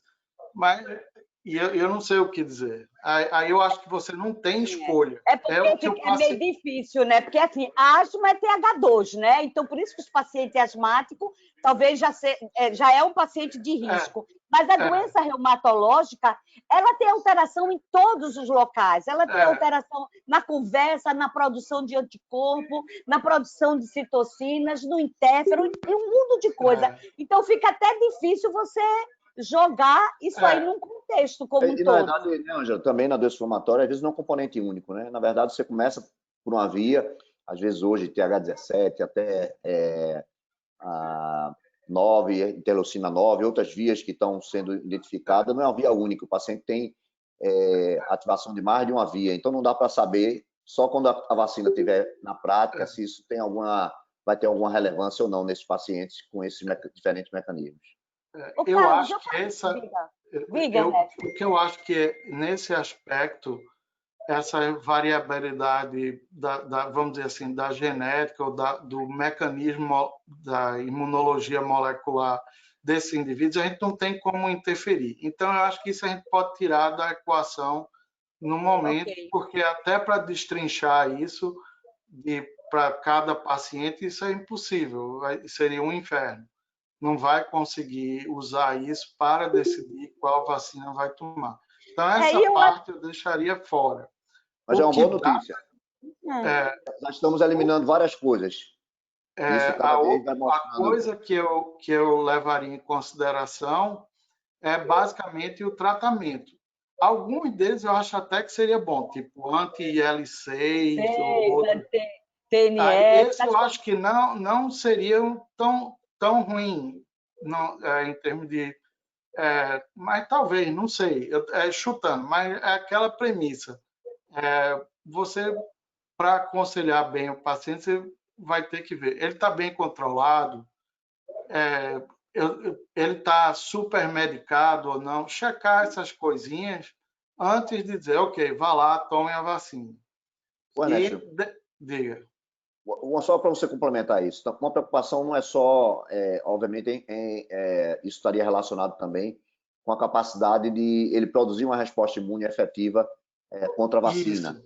Isso é um aspecto sem discutido. Há uma discussão, por exemplo, que algumas drogas, que por enquanto não está sendo utilizado na gastroenterologia, mas o rituximab, por exemplo, ele é uma droga que ele bloqueia a produção de linfócitos B, ele age ali em receptor de células T, CD20, e aí ele bloqueia. A pergunta, obviamente, talvez não tivesse a preocupação de causar qualquer problema no paciente, mas seria mais em relação a ele não ter uma boa resposta à vacina. Exato. Aí, por isso que eu estou recomendando também você, depois que o indivíduo se imunizar, testar se ele soroconverteu, principalmente nesses casos, e o nível, e monitorar o quanto tempo essa soroconversão dura. Então, eu diria que seria uma boa conduta ficar de tempos em tempos medindo os títulos ou o nível, sei lá, da resposta anti-S dessas pessoas. Para mim, o ideal é ter uma pré-imunização e depois em períodos após. Agora, Ernesto, anti-S, você fala anti-S aqui, até para o esclarecimento, anti-S, anti-N, para você fazer essa dosagem sérica. Quer dizer, a pergunta é, isso de forma prática, do ponto de vista dos mortais? Ok. Os próprios kits, vamos dizer, Euroimune, ele tem kit de IgG anti-espícula e tem kit de IgG anti-nucleocapsídeo. Eu vou dizer uma diferença. As vacinas, seja Pfizer, Moderna e Corona, não Corona, AstraZeneca, elas só têm o antígeno S, elas não têm nucleocapsídeo.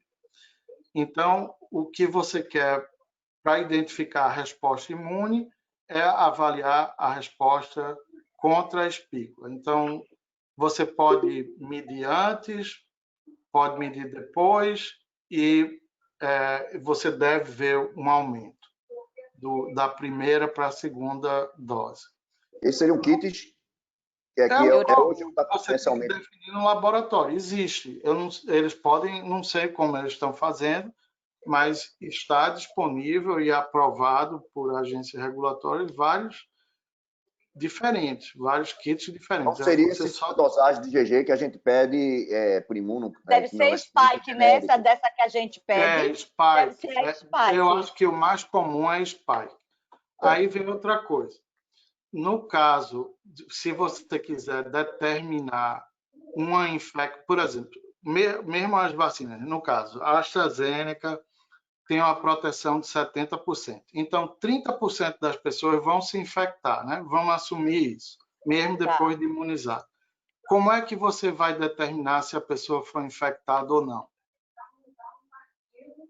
Desculpa, partiu aqui, Ernesto, como foi? Por exemplo, uma pessoa foi imunizada com a vacina da AstraZeneca. Ela aparece com sintoma respiratório grave um tempo depois. Como é que você vai investigar se é COVID ou não? Não, teoricamente, em termos de anticorpos, a gente não vai investigar. A gente, na verdade, vai fazer PCR na fase aguda para ver se ele tem vírus detectável replicando ou por antígeno viral precoce. E mais anticorpos. Como a gente usa Spike? Como a gente usa Spike? Se eu fizer a sorologia do outro, eu posso identificar? Pode, exatamente, era isso o ponto que eu queria chegar. Para você confirmar breakthrough infection na Moderna, Pfizer e AstraZeneca, se você medir anticorpo contra o nucleocapsídeo, é porque é infecção. É infecção. Entendi. Entendeu? É infecção. Entendi. Fala aí, Rafael. Eu só queria falar, porque tem aqui no chat algumas perguntas já. Aí tem uma pergunta aqui do Marco. Também está querendo falar ali. Ela tá aqui, ligou a câmera dela. Então tá, depois eu falo, então, porque eu queria responder as perguntas do chat aqui. Bom, tá certo. Na sequência, Maria Cristina e Rafael, fazendo as perguntas do chat. Boa noite, doutor Carlos. Boa noite. Eu fiquei com uma dúvida, doutor Ernesto, voltando na história da Coronavac. O fato de ter as proteínas, de induzir as proteínas de pós-fusão e a resposta TH2, significa que quem pegar vai ter uma forma mais grave? Não. O significado é esse? Não.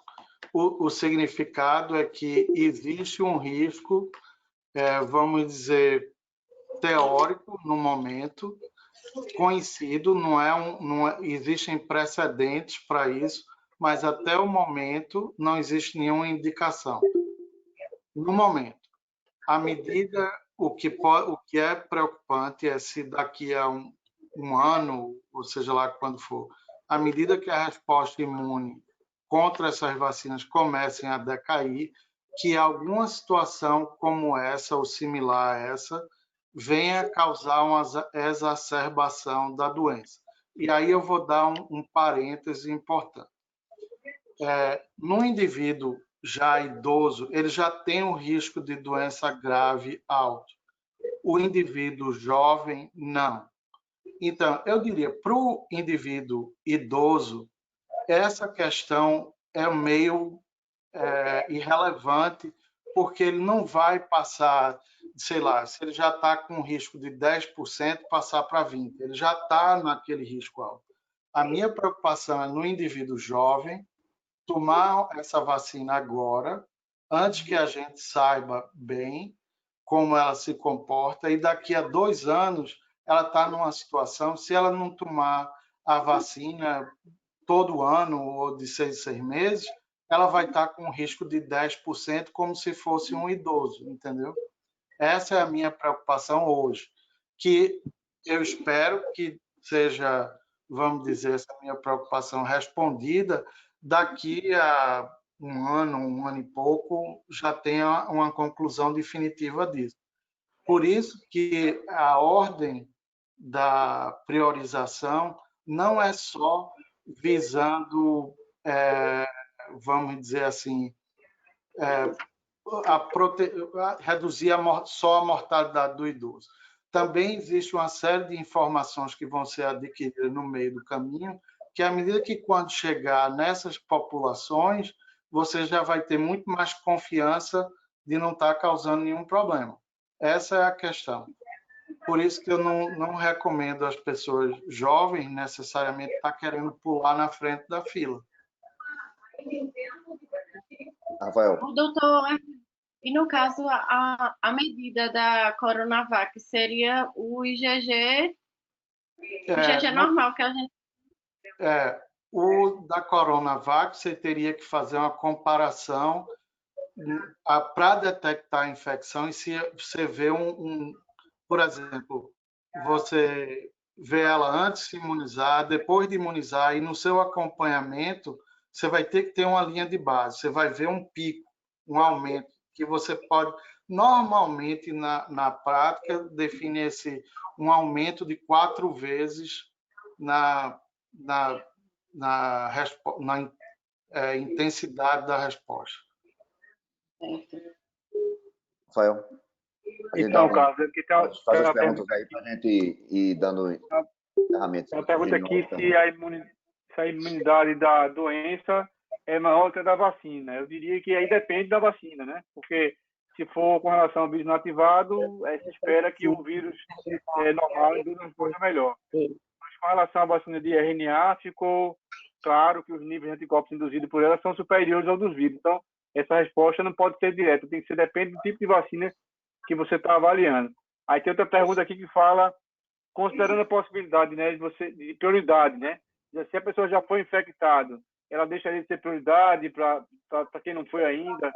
Aí essa resposta depende do tempo também que foi infectada, né? A gente tem vários estudos aí, então tem uma coorte gigantesca na Inglaterra, que eles acompanham 60 mil pessoas que foram infectadas pelo coronavírus, e eles viram que depois de 5, 6 meses, pelo menos um terço dessa coorte, 20 mil pessoas, não tem mais anticorpos detectáveis. Então significa dizer, em tese, que ele não tem, ele pode ter até alguma proteção de célula T, mas não seria suficiente para não ser reinfectado. Então vai depender da avaliação do período que você avaliou. Quer dizer, se a pessoa for recém-infectada, a meu ver, não faria sentido se vacinar imediatamente, se tivesse que priorizar outra pessoa. Mas depois de um tempo, eu acho que ele se torna uma pessoa infectável com qualquer outra. E aqui tem a resposta a pergunta do GA, mas já foi respondida pelo Ernesto. Carlos, deixa eu só perguntar um negócio que a Anvisa falou no domingo. Ela falou em doença agravada. Como eu não tenho o perfil anterior do anticorpo, se eu pego um indivíduo que foi recentemente infectado e eu faço a vacina, eu posso ter uma doença agravada. Dá para vocês me explicarem isso, embora seja uma condição mais rara? Eles disseram isso? Eu entendi. Falaram de doença agravada. Eles falaram isso. Não, eu não acredito que se a pessoa já teve a doença... Não é se a pessoa já teve. A pessoa não sabe que está infectada. Por exemplo, eu me contaminei, estou naquele período de desenvolver a doença e me vacino. Isso pode levar a uma condição de doença agravada. Aí eu queria que vocês me explicassem isso.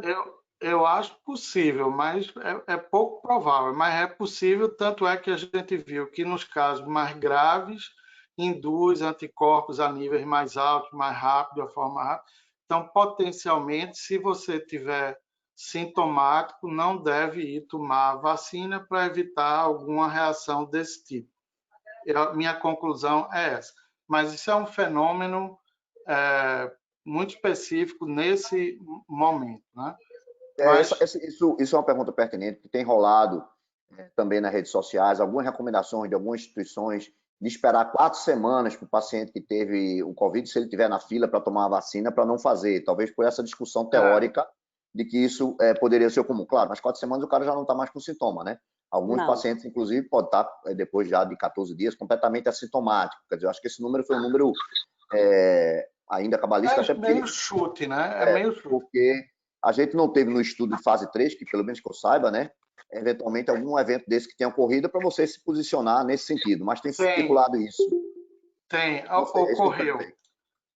ocorreu. E não vi nenhuma referência com relação a isso. Pelo menos nos dois, Pfizer e Moderna, eles tiveram infecções nos primeiros 10 dias.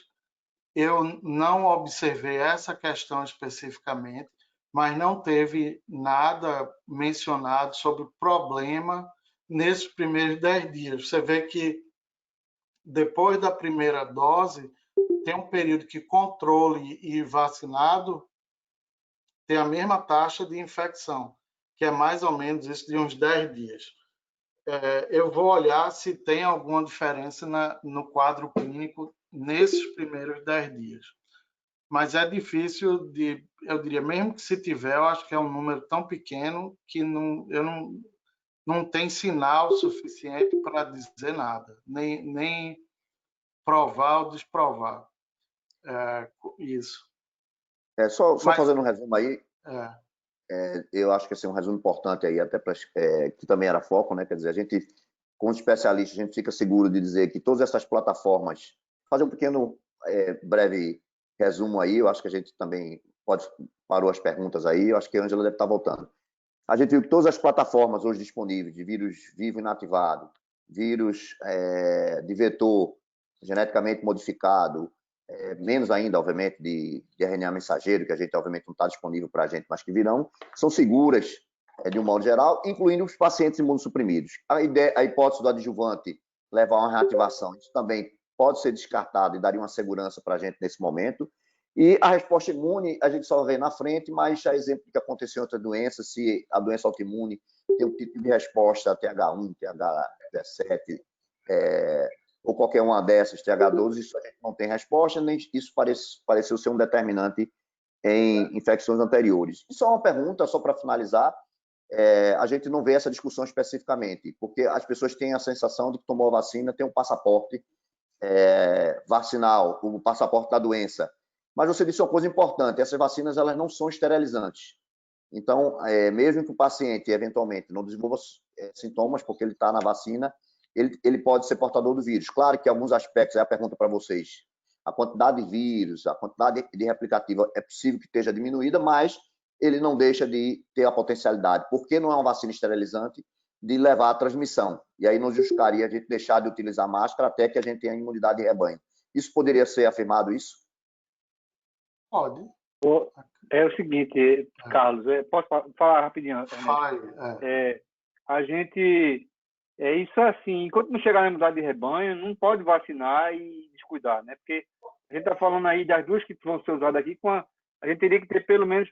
A gente tem 211 milhões de brasileiros, né? Desses 211 milhões, apenas 162 milhões podem ser vacinados, né? São elegíveis. A gente tem que descartar aquelas pessoas de 18 para baixo, porque não tem estudo nem recomendação. Então, com a Coronavac, a gente teria que vacinar mais ou menos 160 milhões de pessoas para poder atingir a imunidade de rebanho.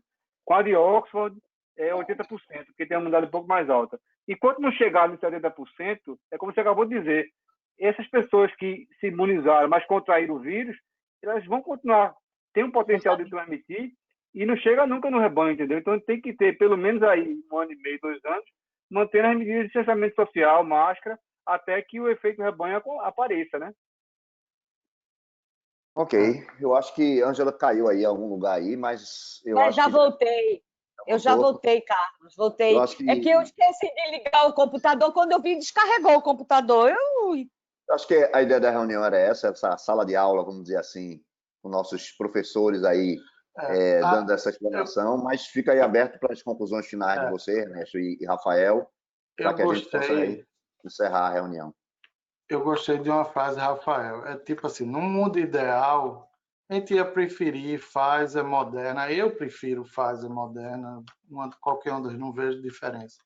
E lhe digo com toda sinceridade que não é por uma questão partidária, política ou preconceito contra chinês e nada desse tipo, é que a Coronavac seria a minha última opção. Mas, dito isso, como sendo a única disponível, é a que eu recomendo para minha mãe tomar, que tem 86 anos, seria essa. Se tiver outra, tudo bem, mas não tem nenhuma, vai Coronavac mesmo. Eu acho que isso resume bem a forma que eu estou pensando. Por conta da eficácia, não pela segurança, claro, pela eficácia, né? Pela eficácia, e diria para ela, a segurança não vai fazer diferença. Não acredito que... Porque quando eles apresentaram, faltou muita coisa que ficou sem responder, não é, Ernesto? É por isso? Exato, por isso. Por isso, ficou muita coisa. Eu anotei um bocado de frases que ficaram tudo paradas assim para mim. Que seria importante que a gente tivesse aquelas coisas para a gente ter uma segurança maior da eficácia dela, né? Eu acredito que, vamos dizer assim, uma parte da minha reserva é a não disponibilização, a falta de transparência nos dados. Por enquanto, se no momento que eles divulgarem os dados, minha opinião pode mudar radicalmente. Agora, Ernesto, só para registrar aqui que a vacina da Pfizer, certo? Ela também é chinesa, ela é Estados Unidos, Alemanha e China, a parceria.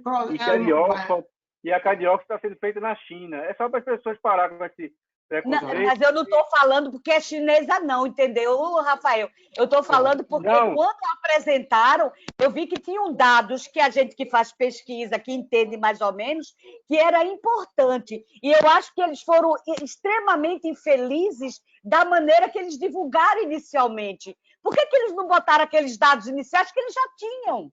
Você está entendendo? Não, veja bem, eu não estou falando da senhora, não. Estou falando só que existe no Brasil uma generalização por parte de algumas pessoas desse preconceito, desse xenofobismo com a China. Não é a senhora, não. Não. Tem que ter. E, assim, e aí, no final da história, vai tomar vacina chinesa e oxigênio venezuelano, né? É que acabou na história. Eu acho que a questão aí é o uso político dos governantes dessas ações. Então, eles se metem usando as instituições de pesquisa para autopromoção. E, em vez de agirem como vamos dizer assim, por exemplo, o tipo de declaração que o Butantan faz não é equivalente ao tipo de declaração que a AstraZeneca faz, a Moderna, ou a própria Fiocruz não faz determinadas declarações, por uma razão grande ela quer preservar o seu valor comercial de toda forma, o valor da marca. E ali o político, o representante, ela quer promover o produto para a próxima eleição. Ele não está pensando no nome a longo prazo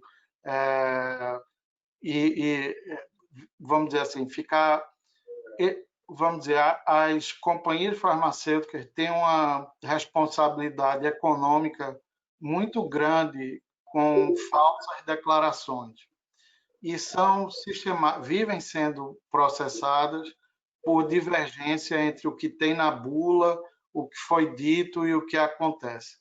Já outras, vamos dizer, até o próprio Butantan mesmo também tem essa precaução. Mas no momento que um político começa a usar isso como folhetinho de santinho de campanha, aí muda a figura. A gente não pode, vamos dizer assim, no Brasil, não é permitido a comercial de televisão, nada de remédio. No entanto, a gente viu uma inundação de propaganda de cloroquina, propaganda de ivermectina, feita por políticos. A mesma coisa com vacina. Cada um quer dizer que a sua é melhor, mais rápida, mais cheirosa, mais gostosa, não engorda. Pronto. E o povo vai comprando isso. Vai comprando essa baboseira. Então, esqueça essa parte da forma que eles declararam. Foi péssima, eu diria, realmente, só gera mais suspeita, mas, no fundo, não é o essencial. Você vê a própria entrevista que faz com o Ricardo Palácios, ele é bem transparente em tudo que ele diz. Ele diz que, por exemplo, o 100% de eficácia em reduzir casos graves é baseado em 7 indivíduos. Que no vacinado não teve nenhum, e no caso dos controles houveram 7. E que não tem significado estatístico ainda para dizer isso. Ele diz isso num artigo de jornal. Acho que na Folha ou numa coisa assim. Não é, vamos dizer, não vira manchete de jornal isso. O que vira manchete de jornal lá do Dimas, do Covas, sei lá o quê, ou do como é o nome do governador, Dória, ele não falam isso, mas o cientista que está lá, ele disse isso. Ok, gente, eu acho que pelo andar da carruagem foi ótimo. Mais uma vez, eu acho que a gente está realmente agora encerrando. Todo mundo, alguns nem jantaram. Então, a gente libera agradecer, Rafael, pela a brilhante apresentação, Ernesto, pela brilhante apresentação, por vocês estarem à disposição. São referências aí nacionais, né, participando de toda essa orientação de vacina, do Comitê de Vacina, nacional e internacional. Então, a gente só tem a agradecer a vocês a presença e vamos se organizar para uma avaliação após essa primeira etapa da vacina, a gente fazer uma reunião subsequente para analisar os primeiros resultados. Ângela, obrigado também por ajudar aí na moderação, mais uma vez. Obrigada a todos. E vamos tomar a vacina que tiver, né? É isso. O importante é ter a vacina, né? E o restante a gente vai organizando. Obrigada, Rafael. Obrigada, Ernesto. Para mim foi de valia. Tirou bastante dúvidas para mim, aprendi bastante. Agradeço a vocês. Obrigada, Carlos, pela oportunidade. E a todos que estão aí, né? Tá ótimo. Obrigado.